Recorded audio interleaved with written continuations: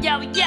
Ang sarap i-reminisce ang buhay sa school. Kahit school bukol kami, very cool. Andyan ang harutan, asaran sa eskwelahan. Maraming kalokohan, pilit nilulusutan. Pagdating sa kopyahan, numero 1. Pag nahuli ng teacher, wala ng pero-pero. Umagang umaga sa koridor ay nang boboso. Kung pumorma kami, laging sunod sa uso. Wala kami pakialam kahit na ma-expel. During the class, iniintay tunog ng bell. Papasok lang sa klase para ligawan ng kaklase. At yayain ay ibang kaklase na hindi umaten ng klase. Ang iba naman, nawiwili mag-join sa frat. Pag hinato naman ng paddle, sa sakit na papaswat. Mga principal and teacher, kami ay 8 na 8. Sa bandang huli naman kami gumagraduate. Di ako karapat-dapat mahulog sa iyo ng tapat.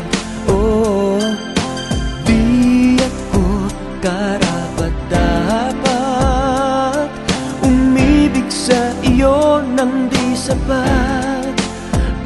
Yo, paano susukatin ang pag-ibig mo sa akin? Dito sa tabi, di mo pinapansin. Pagmamahal sa'yo ay always true. Babantayan kita together with my crew. Dito sa college, malimit ay trouble. Behave pa rin kami at iwas sa rumble. Yayaan ng barkada, agad akong sumama. Laging iniisip na lagi kang kasama. Kung gusto mong protection, mag-sorority. Kung gusto mo ng honey, mag-fraternity. Pero di kami ganon, nagbubulag-bulagan. Problema sa school, aming lulunasan. Aming kinabukasan, di pa babayad. Todo na to at wala nang atrasan. Kundi man kami sa inyo ay sapat. Sa AB Normal College kami ay tapat. Di kayo karapat-dapat mahulog sa akin at magtapat.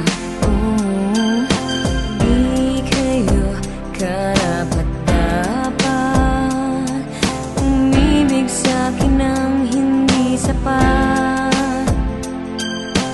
Di kayo karapat-dapat mahulog sa akin at magtapat.